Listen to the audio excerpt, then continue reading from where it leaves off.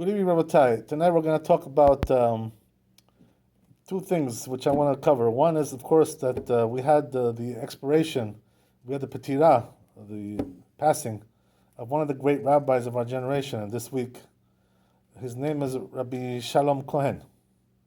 So who was this rabbi? He was actually the leader of the Sephardi community in Israel. After the rabbi passed away, Rabbi Shalom Cohen, he was the leader there. And he was running the political life and religious life as well, all kinds of things he was doing. He was a leader. He was a great person. He was a great man. So first we want to talk a little bit about him, to honor his memory, because when somebody passes away, a rabbi, he should be eulogized. There should be some people who should eulogize him, so for his memory. So we're going to try to do that a little bit here, as far as we can do. So interesting, right? He was 91 years old. He was an old man, but very wise. He was a very wise man. He was a very wise rabbi. And what happened was that his father, his name was Rabbi Ephraim Cohen. So who was this rabbi? He was the chief Mekubal, Kabbalist of Israel at that time. Before 50 years ago. So he passed away, and his son, right, was left over. But what happened was, right, that this rabbi himself was a big chacham. He was a big scholar. He was a big Kabbalist. So he had a big name, He was known to be the chief Kabbalist. So because of that, he was a tzaddik, He was a special person. But the problem was he couldn't have children, So what happened was that they were trying a long time to have children, from what I hear, This is the way the story is told over. So what happened was that they were praying for a long time, and in the end, right, after many years of prayers, Hashem gave them Rabbi Shalom Cohen, the son, right, who also turned out to be a big Torah scholar himself. And this was like a miracle, he was like a miracle child, because really, the truth was that they really weren't supposed to have children according to the laws of nature. Actually, Kadosh Baruch Hu gave them a miracle, and they had a child. So that's what happened, and he was born. He was born in 1931. Can you imagine? 91 years ago. So what happened was, right, that this rabbi, his child turned out to be a Torah scholar, as we said, and he turned out to be a big Torah scholar, a big, prodigy, right? The Torah prodigy, So what happened was that they made him in the end the Rosh Yeshiva, the head of the yeshiva in Porat Yosef, which was the big Sephardi yeshiva in Eretz Israel, in Yerushalayim. So he was the Rosh Yeshiva there. He was the leading the dean of the yeshiva. That's what they call it in English, right? The dean, Rosh Yeshiva, right? Principal, but it's more than a principal. It's like more like a spiritual guide. So what happened was that he was running the yeshiva at Porat Yosef, and this yeshiva, by the way, Porat Yosef, is in the old city, right next to the kotel. So it's like if you go to the balcony of this yeshiva, it overlooks the kotel. You can see the whole Temple Mount there. It's an incredible view. It's like something unbelievable. If you ever had a chance to go there, you can see the whole thing there from the balcony there, the whole kotel. So that's where the yeshiva is, So this yeshiva has a long history, by the way. What happened was, what they say, right, that it was first the idea to build this yeshiva, Porat Yosef, was from the Ben Ish Chai, who was one of the great Sephardi scholars 150 years ago. So what happened was, right, that the Ben Ish Chai lived in Iraq. So he told the community in Eretz Israel to build the yeshiva over there in Jerusalem, in Yerushalayim. So that was Porat Yosef. That was the yeshiva that they built. So the Ben Ish Chai had that yeshiva built in that location, right, in the old city. And what happened was, right, that throughout the history of Israel, they had wars, right, with the Arabs and so forth and so on. So what happened was, right, that in one of those wars, the building was destroyed by the Arabs. They came and they burned it down. They burned down the yeshiva. So it had to be rebuilt again. The yeshiva after it was burned down. It was commissioned to be built by the Ben Ish Chai, and it was burnt down, and then they rebuilt it again. And then Rabbi Shalom Cohen, right, this rabbi that we spoke about, that passed away, he became the Rosh Yeshiva over there. So he was teaching over there for a very, very long time. He had many, many students. It was considered to be the number one yeshiva in the Sephardi world. The most prestigious, yeshiva. All the big, names, Sephardi names, families used to send their children there. It's considered to be like really something really, really, really special. So what happened was, right, that that yeshiva flourished after it was rebuilt, and that's what happened with this rabbi. He was a Rosh Yeshiva there. So then what happened was, right, that when he was young, he met up with Maran, Rabbi Shalom, our rabbi, So he was one of the first Talmidim of Maran, this rabbi, Rabbi Shalom Cohen. So he learned with him, and the rabbi trained him, to learn halakha properly and the proper outlook, on things and the proper way to learn. So he got a lot of education from the rabbi. The rabbi opened the kollel over there in that area, and Rabbi Shalom Cohen was one of the first Talmidim that he had. So he learned with the rabbi, became one of the first Talmidim of the rabbi, one of the first students. And what happened was that the rabbi very much liked him, very much loved him, very much respected him. He was a holy man, he was very holy because his father was holy. He also inherited that holy stature, that came from his father. So what happened was that he became the Rosh Yeshiva there, and afterwards, as we said, right, he was Rosh Yeshiva. But afterwards, also, what happened was that as the rabbi opened up the political party there, Shas. So what happened was that Rabbi Shalom Cohen was also in that council, right, the council of the Torah sages of Shas. He was appointed to be one of the members of the council. The rabbi put him there, So he was considered to be also. He had a very high stature in terms of leadership as well. That's the way it was, So what happened was that when the rabbi passed away, which was in 2013, right? He was elected to be the chief leader of the Torah community, of the Shas, of the Sephardi community. He was elected. They elected him to take the place of the rabbi, So he took over that position, the political position, the leadership position of the rabbi, So until this day, he's been the leader of the community, over there, until he passed away, right? So he was the one who was guiding everything over there. Everything was done with his instructions. So he was a very big scholar, very proper orientation. He had, proper outlook. He was very respected. I personally, had a chance to see him a couple of times. He gave lectures in our yeshiva also, in Yechavedat. He came over there and gave some lectures, and we were watching him, and he was, we could see that he was very special, very wise, very holy. How old was he? He was 91 when he passed away. 91, yeah. The rabbi was 93 when he passed away. Can you imagine? 91, 93. That's the good old age, right? That's a good age. That's a good age to be passed away. So we should live until 120. Was the show? So that's the way it was. So he passed away, and now they're gonna have to find a new leader, to take his place. But he was a very special man, very holy, very righteous, very principled. Very he was very clean. Very clean-minded person. Somebody who was straight, always straight shooter. You know what I mean? No curveballs. No sliders. You know what I mean? He was everything straight. What does that mean? He was straight in Torah. He was straight in leadership. Honest person. Very very special person. So he was a great leader. We lost somebody of a very high stature this week. This rabbi, Rabbi Shalom Cohen. So may his memory be blessed. He definitely contributed a great deal to our community. Especially the Sephardi community in Eretz Israel. Did a lot to lead the community. He also was doing kashrut. There was meat, black kosher, that was being sold. With his kashrut, it was called Nevet Zion, if I'm not mistaken, right? His kashrut. So he had kashrut. He was a Rosh Yeshiva. He was the leader of the community in the politics, in all kinds of things. He was involved in many, many ways in the leadership. A truly great man. But the most important thing, what I saw in him, like he was genuine. You know what I mean? Like honest. Like straight. That was nice. See a person like that. Who integrity. You know what I mean? Unfortunately, some people don't have that. Unfortunately. So that's the most important thing, As it says, right? Tov Shem and Sheben Tov. That's what it says, right? You know what that means? That good name, right? A good name is better than anything else. When a person has a good name, that he's known to be like, that's a respectable person, Integrity, honesty, straightforward. That's what he was. So Yiratzon B'ezrat Hashem should pray for us, that we should have Geulah Shlema, we should have a redemption, final redemption B'ezrat Hashem.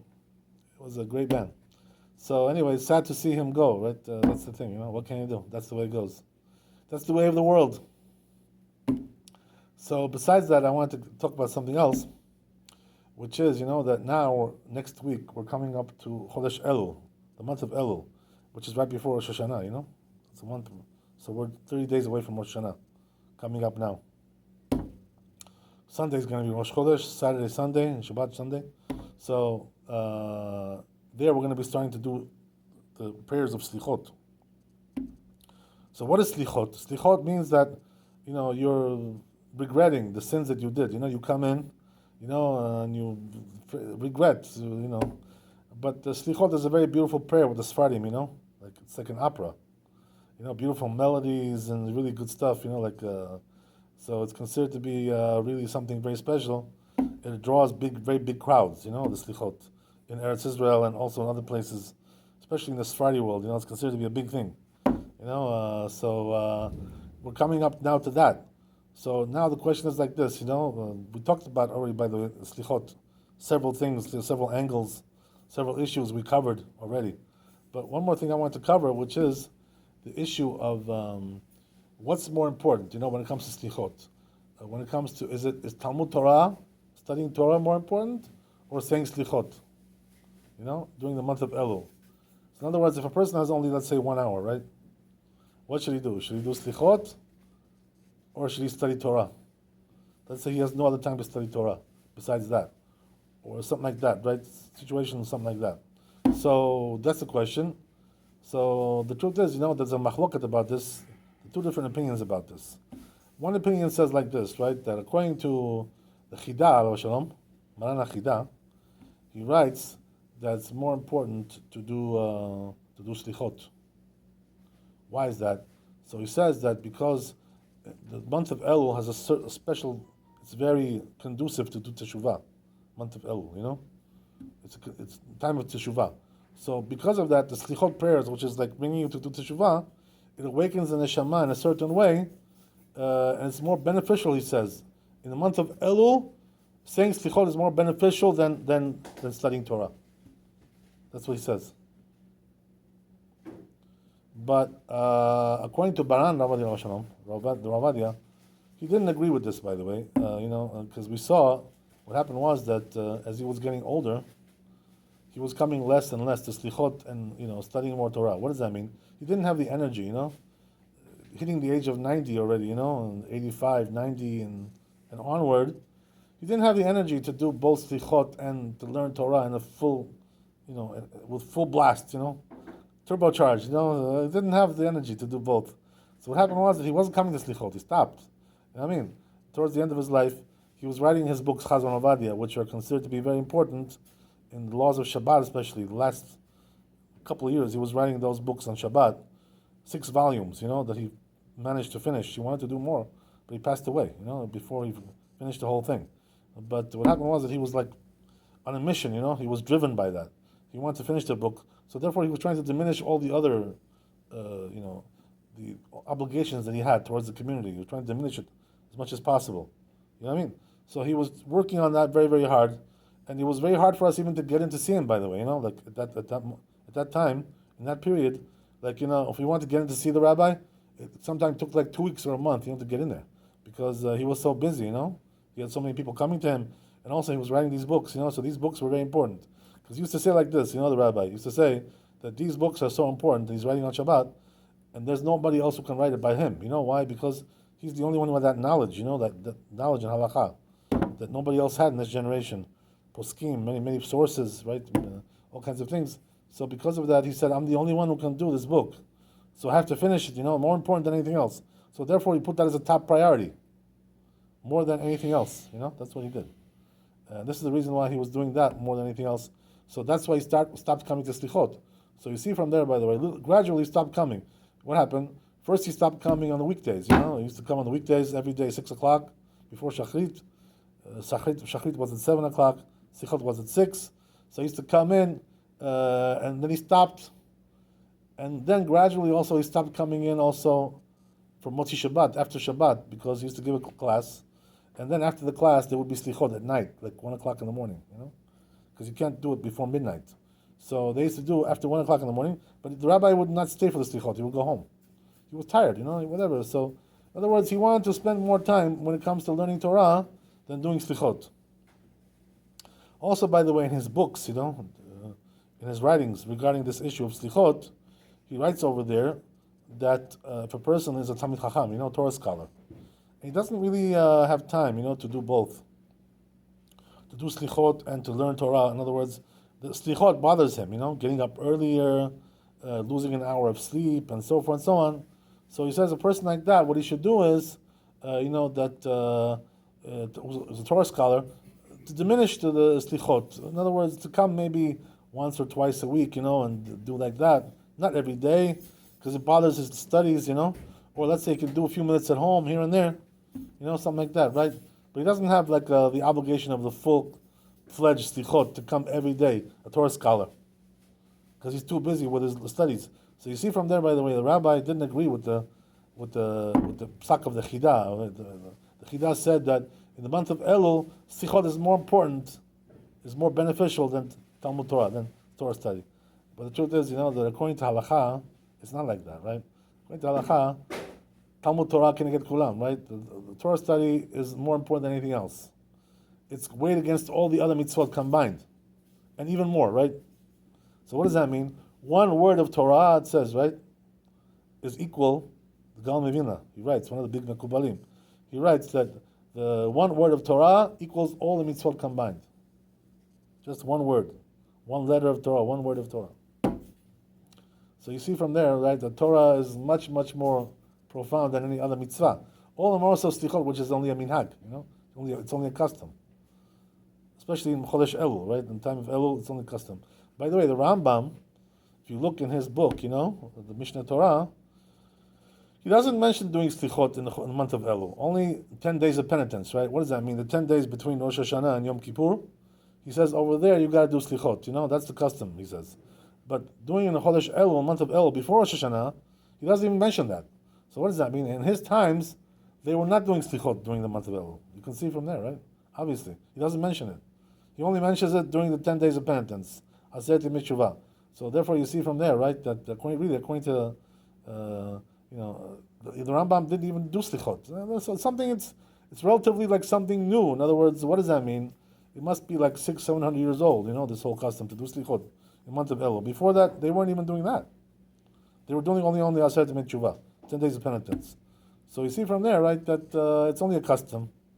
In the Ashkenazim, they only do like 1 week before Rosh Hashanah. They don't do like the whole month of Elul like we do. So again, right, same thing. It's only a custom, whatever. That's why. So the bottom line is like this. That if a person, let's say, has, what does that mean, practically speaking? It means like this: that if a person, let's say, has every day, right, a schedule, to learn Torah at a certain time, 1 hour a day, 2 hours a day, 3 hours a day, whatever it may be, right? The more the merrier, right? Obviously. So, and that Selichot is bothering him to do that by doing Selichot. So therefore, his Torah schedule should become first. So if it's a matter of, okay, should I do Selichot or learn with my Chavruta? You hear this, Yonatan? Yonatan? You hear me, Yonatan? You with me? You hear me? That what we're saying is like this, that if a person has a Chavruta, and he has no other time to learn besides that hour, what should he do? Do Selichot or the Chavruta? For sure, he should do the Chavruta. There's no question about it. Talmud Torah can get kulam. That's clear. So if it's a conflict, Torah takes over. That's the way it is. What can you do? That's the way it goes. You can't put a binhag in front of. So tell him to do. Tell him to waive his leadership, and let somebody else do it. Right, that's the way it should be. Okay. So that's the way it goes, because why am I telling him this? Because he now has a chavruta, he learns with chavruta, so, he should know, right? My chavruta, by the way, I have like somebody that I used to learn with here, and he moved to 5 towns, I still learn with him on the phone. And we still have a chavruta on the phone, So he always asks me this question, like, oh, okay, well, I have time to do slichot or, to learn with you. What should I do? I tell him, okay, of course, you should learn. What's the question, The slichot is slichot. It's just a minhag. What can you do, right? You can't compare one to the other.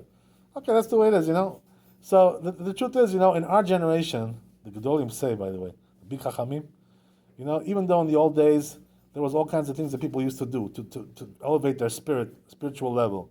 Tanit dibur, not to talk too much, to limit the talking, or all kinds of things like this, or fasting, or things like this to elevate your spiritual level.